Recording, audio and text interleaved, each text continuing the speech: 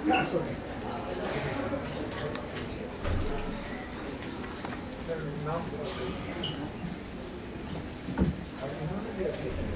Sivanandan, Mrs. Kavita Sharma, Mrs. Anna Sardana, organizers of this function, and trustees and all workers who have worked so hard to make this program a success this year, students and all well-wishers.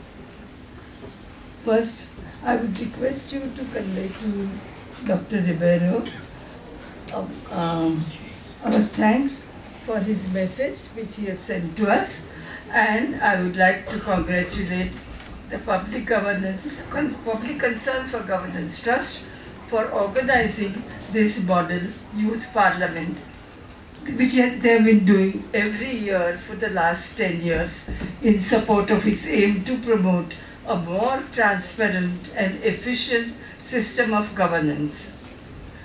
As you heard Mr. Sivanandan about how Parliament is functioning today, one would wish that they had attended a course on debating and had attended a model parliament in their youth, so that we could have had a more interesting and informed debate in Parliament on legislation which is before it.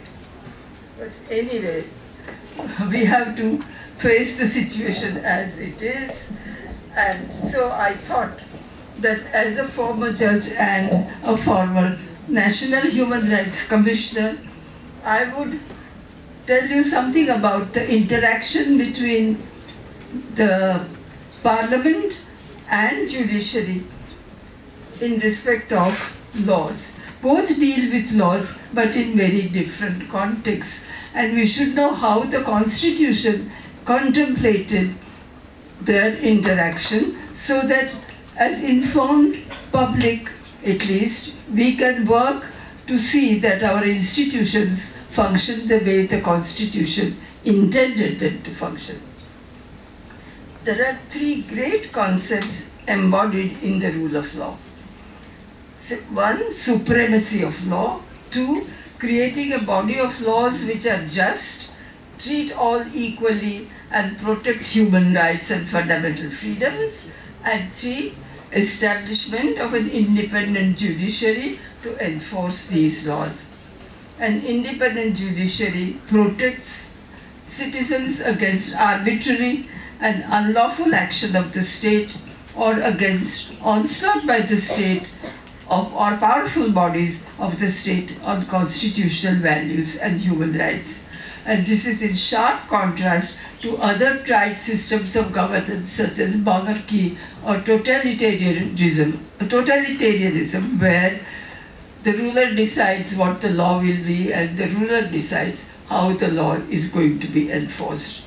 So this is a major difference, and we have to try our best to see that this difference is not obliterated. Echoes of the rule of law can be heard as far back in time as in Brihadaranyaka Upanishad, which has a very famous verse which says, "Law is the king of kings, mightier than the sword, by whose aid, as by that of the mightiest monarch, even the weak can triumph over the strong." The underlying thoughts behind these words are that laws must be just and treat everybody equally. Secondly, there should be independent adjudication in accordance with law, which will enable even a weak person, if he is right, to triumph over a strong person. And now compare this with Article 10 of the Universal Declaration of Human Rights, which says, 1948, which says, "Everyone is entitled in full equality through a free and public hearing by an independent and impartial tribunal in the determination of his rights and obligations and of any criminal charge against him." Now, for securing this rule of law, our Constitution has set out a framework now known as the basic structure for governance by just laws which give effect to aspirations of people while providing for respect for human rights.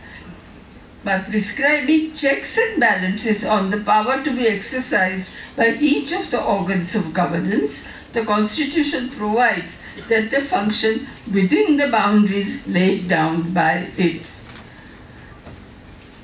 But it is not enough that they so function.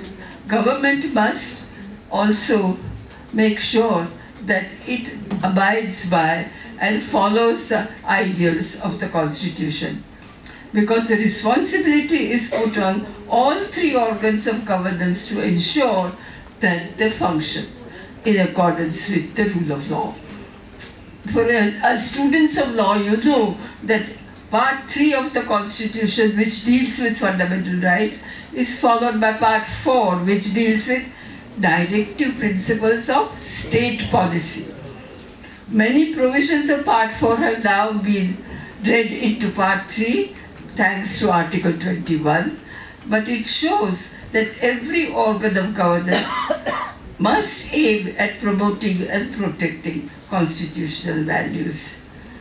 Now, in this model parliament, I hope you have gained some idea and experience of how laws are framed and how good laws can be framed. It is as much the duty of Parliament to promote laws that apply equally, equitably and fairly to all, as it is the duty of an independent judiciary to adjudicate and uphold laws which comply with constitutional requirements and to strike down those which do not as unconstitutional. The only question is, can the judiciary also frame laws? And secondly, conversely, can the Parliament frame a law to overrule a judgment? Quite often we hear the judiciary is doing this, that and other, which the Parliament should be doing, and vice versa. So, broadly speaking, Parliament cannot pass a law to overrule a judgment. The legislature can, however, render a judicial decision ineffective by enacting a valid law that alters the basis of the impugned judgment. The change or alteration in the law should be such that had that alteration been in existence, the decision would not have been given. Such laws which makes judgment inapplicable can be made retrospective also if permissible legally.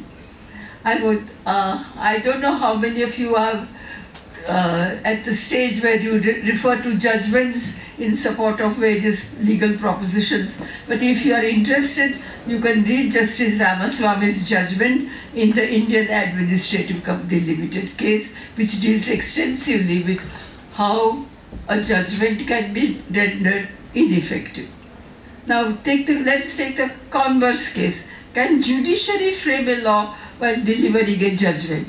The answer is broadly no. It can invalidate a law. It can examine the validity of law on constitutional criteria and declare a law to be unconstitutional, but it cannot frame a new law.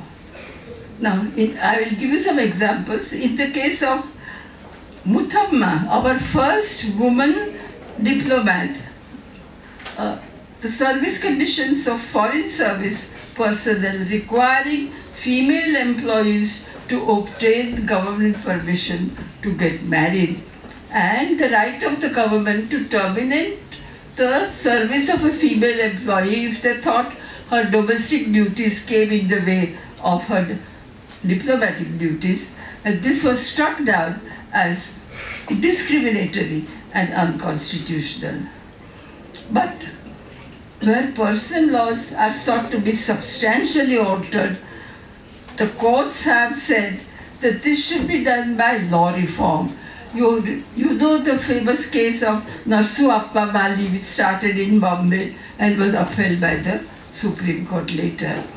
The judiciary has taken a restrictive view of the phrase laws in force in Article 13(3)(b) as not including large-scale alterations in personal laws as per Darsuappa, customs and usages which it held could be altered by legislative alterations.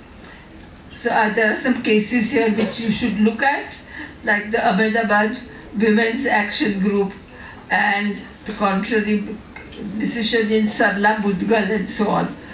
I think your law teachers will tell you what to look at.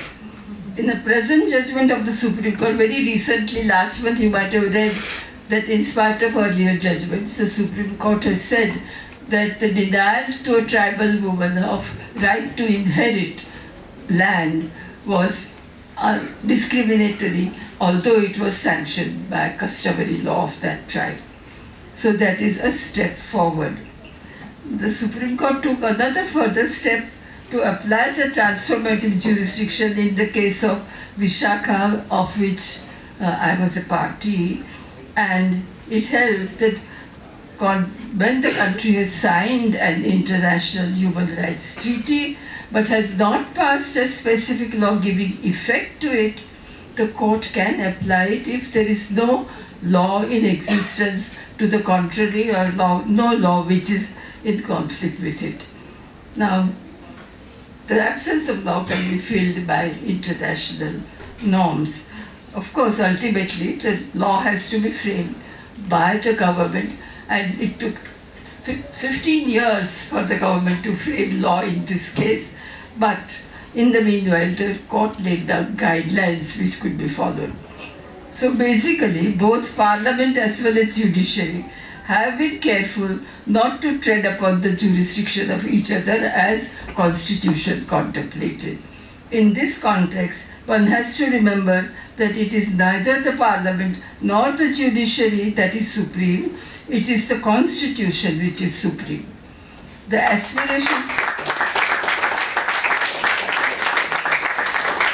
our aspiration to be a country governed by the rule of law is rightly based on the values incorporated in the Constitution, which have to be properly incorporated and enforced through the mechanisms provided by the Constitution. So don't get disheartened by what is happening as you read in the papers, or what is, we are hopeful that good sense always prevails in this country in the long run, and all of you will take advantage of the training that you get here and build public opinion to make sure that the country's institutions function in the way they should.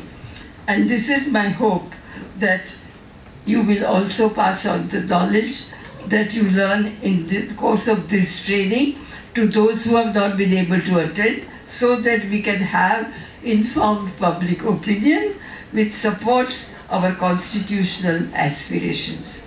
So my best wishes to all of you, and thank you. My congratulations to all